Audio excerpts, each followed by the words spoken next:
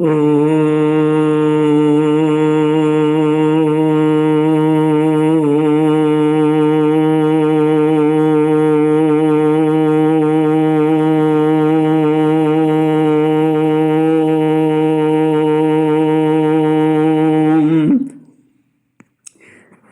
गुरुचरण कमलेभ्यो नमः। श्री गणेशाय नमः। श्री विष्णवे नमः। श्री सरस्वत्यै नमः। श्री कृष्ण गोविंद हरे मुरारे। हे नाथ नारायण वासुदेव। श्री कृष्ण गोविंद हरे मुरारे। हे नाथ नारायण वासुदेव। हे नाथ नारायण वासुदेव। हे नाथ नारायण वासुदेव। हे नाथ नारायण वासुदेव। श्री कृष्ण गोविंद हरे मुरारे। हे नाथ नारायण वासुदेव। हे नाथ नारायण वासुदेव। हे नाथ नारायण वासुदेव। श्री कृष्ण गोविंद हरे मुरारे। हे नाथ नारायण वासुदेव। ओम नमो भगवते वासुदेवाय। ओम नमो भगवते वासुदेवाय। ओम नमो भगवते वासुदेवाय। ओम नमो भगवते वासुदेवाय। ओम नमो भगवते वासुदेवाय।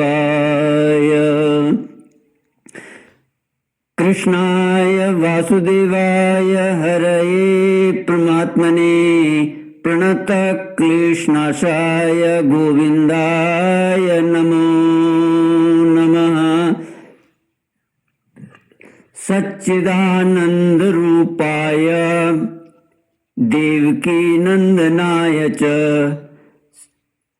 कृष्णाय वासुदेवाय हरये परमात्मने प्रणतक्लेशनाशाय गोविन्दाय नमो नमः। कृष्णाय वासुदेवाय देवकीनन्दनाय च नन्दगोपकुमाराय गोविन्दाय नमो नमः। सच्चिदानन्दरूपाय विश्वोत्पत्त्यादिहेतुवे तापत्रयविनाशाय श्रीकृष्णाय वयं नमः।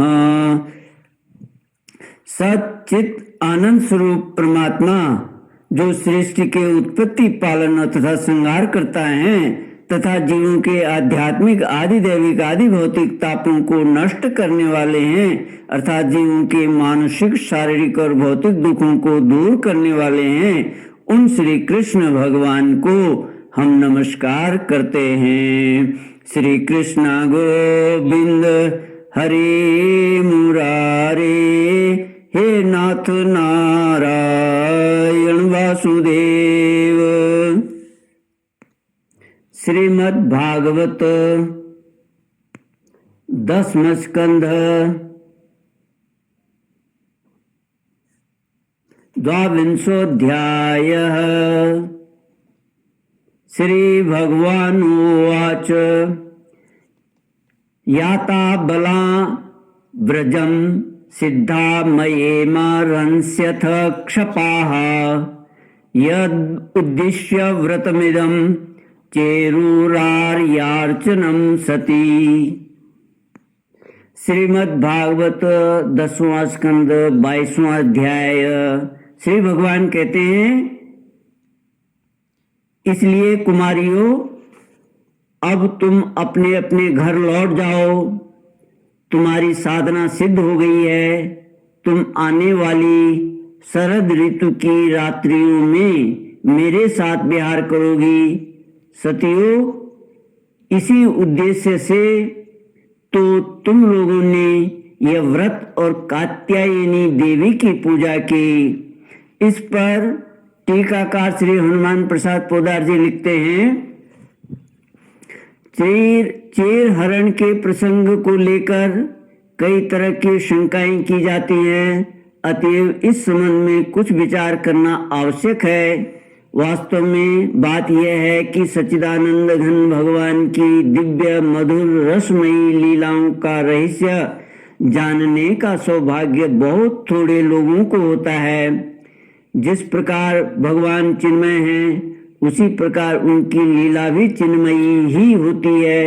सच्चिदानंद रसमय साम्राज्य के जिस परमोन्नत स्तर में यह लीला हुआ करती है, उसकी ऐसी विलक्षणता है कि कई बार तो ज्ञान विज्ञान स्वरूप विशुद्ध चेतन परम ब्रह्म में भी उसका प्राकट्य नहीं होता, और इसीलिए ब्रह्म साक्षात्कार को प्राप्त महात्मा लोग भी इस लीला रस का समास्वादन नहीं कर पाते। भगवान की इस परमोज्वल दिव्य रस लीला का यथार्थ प्रकाश तो भगवान की स्वरूप भूता हलादनी शक्ति नित्य निकुंजेश्वरी श्री वृषभ भानुनंदिनी श्री राधा जी और तदंग भूता प्रेममयी गोपियों के ही हृदय में होता है, और वे ही निरावरण होकर भगवान की इस परम अंतरंग रसमयी लीला का समास्वादन करती हैं। यूं तो भगवान के जन्म कर्म की सभी लीलाएं दिव्य होती हैं, परंतु व्रज की लीला, व्रज में निकुंज लीला और निकुंज में भी केवल रसमयी गोपियों के साथ होने वाली मधुर लीला तो दिव्याति दिव्य और सर्वगुह्यतम है। यह लीला सर्वसाधारण के सम्मुख प्रकट नहीं है, अंतरंग लीला है, और इसमें प्रवेश का अधिकार केवल श्री गोपीजनों को ही है। अस्तु। 10वें स्कंद के 21वें अध्याय में ऐसा वर्णन आया है कि भगवान की रूप माधुरी, बंसी ध्वनि और प्रेममयी लीलाएं देख सुनकर गोपियां मुग्ध हो गईं। 22वें अध्याय में उसी प्रेम की पूर्णता प्राप्त करने के लिए वे साधन में लग गई हैं। इसी अध्याय में भगवान ने आकर उनकी साधना पूर्ण की है। यही चीर हरण का प्रसंग है।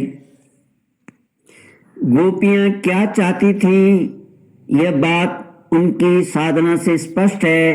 वे चाहती थीं श्री कृष्ण के प्रति पूर्ण आत्मसमर्पण, श्री कृष्ण के साथ इस प्रकार घुल मिल जाना कि उनका प्रेम रोम रोम मन प्राण संपूर्ण आत्मा केवल श्री कृष्णमय हो जाए। शरत काल में उन्होंने श्री कृष्ण की बंसी ध्वनि की चर्चा आपस में की थी। हेमंत के पहले ही महीने में अर्थात भगवान के विभूति स्वरूप मार्गशीर्ष में उनकी साधना प्रारंभ हो गई। विलंब उनके लिए असह्य था। जाड़े के दिन में वे प्रातः काल ही यमुना स्नान के लिए जाती। उन्हें शरीर की परवाह नहीं थी। बहुत सी कुमारी ग्वालिनी एक साथ ही जाती।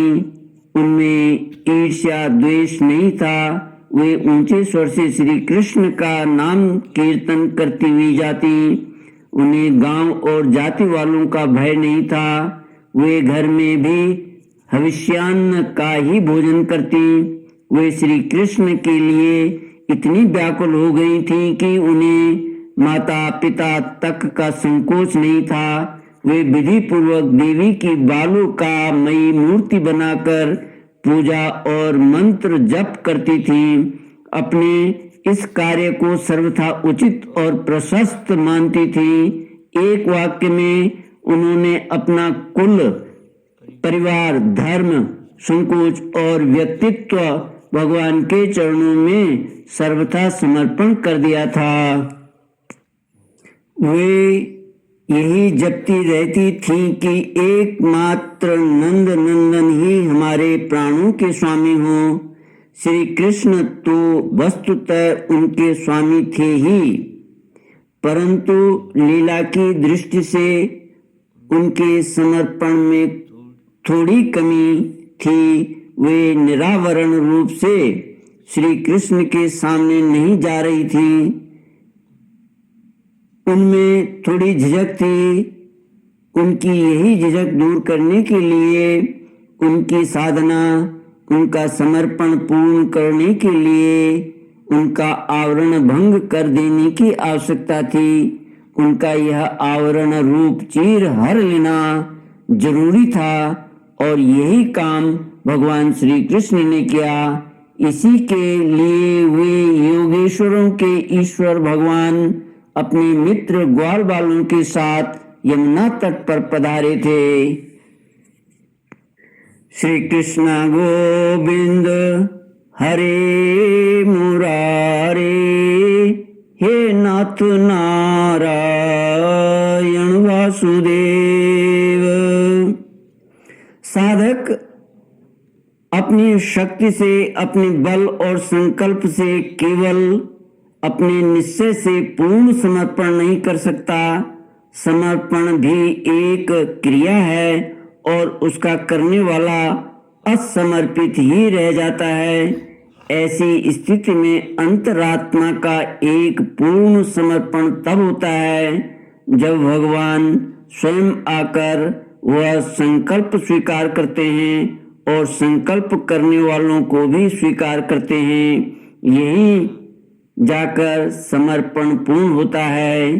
साधक का कर्तव्य है पूर्ण समर्पण की तैयारी। उसे पूर्ण तो भगवान ही करते हैं।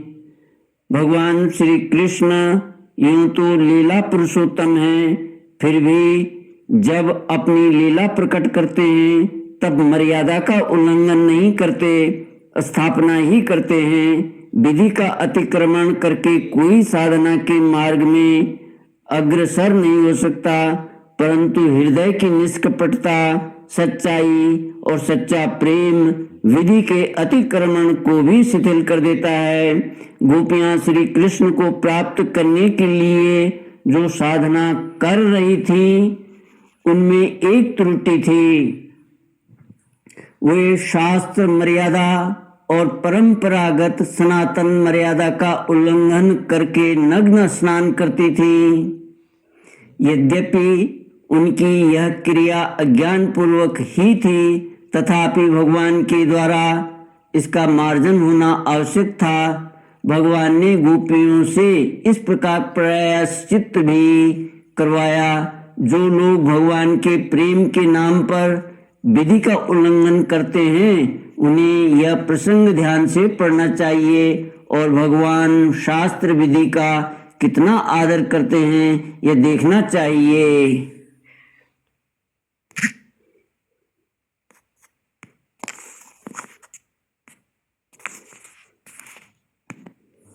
वैधि भक्ति का पर्यवसान रागात्मिका भक्ति में है और रागात्मिका भक्ति पूर्ण समर्पण के रूप में परिणत हो जाती है। गोपियों ने वैधि भक्ति का अनुष्ठान किया। उनका हृदय तो रागात्मिका भक्ति से भरा हुआ था ही, अब पूर्ण समर्पण होना चाहिए। चेर हरण के द्वारा वही कार्य संपन्न होता है। गोपियों ने जिनके लिए लोक परलोक स्वार्थ परमार्थ जाति कुल परिजन और गुरुजनों की परवाह नहीं की, जिनकी प्राप्ति के लिए ही उनका यह महान अनुष्ठान है, जिनके चरणों में उन्होंने अपना सर्वस्व निछावर कर रखा है, जिनसे निरावरण मिलन की ही एकमात्र अभिलाषा है, उन्हीं निरावरण रसमय भगवान श्री कृष्ण के सामने वे निरावरण भाव से न जा सके। क्या यह उनकी साधना की अपूर्णता नहीं है? अवश्य है। और यह समझकर ही गोपियां निरावरण रूप से उनके सामने गईं। श्री कृष्ण चराचर प्रकृति के एकमात्र अधीश्वर हैं। समस्त क्रियाओं के कर्ता भोक्ता और साक्षी भी वही हैं। ऐसा एक भी व्यक्त या अव्यक्त पदार्थ नहीं है जो बिना किसी पर्दे के उनके सामने न हो।